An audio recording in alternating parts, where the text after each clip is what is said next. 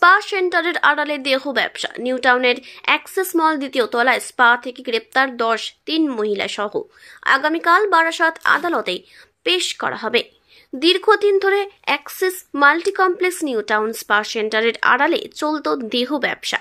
New টাউনে multi কমপ্লেক্সে জুড়ে রমরম করে চলছিল এই দেহ ব্যবসা। ঝকঝকে স্পা সাইনবোর্ডের আড়ালে যে দেহ ব্যবসা চলছে তা বুঝতে অসুবিধা হতো না সাধারণ মানুষের।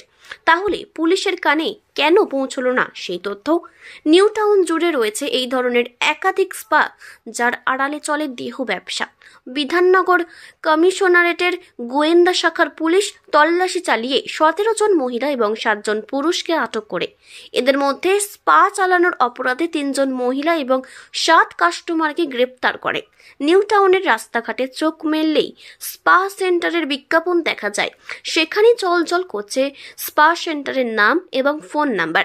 স্পা সেন্টারের আড়ালে মধুচক্র। বিধাননগর কমিশনারেটের বারের সংখ্যা কমলেও ব্যাঙের ছাতার মতন গজিয়ে উঠছে স্পা।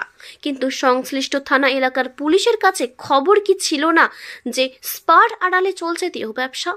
বিধাননগর গোয়েন্দা শাখার পুলিশ 10 জনকে গ্রেপ্তার করেছে।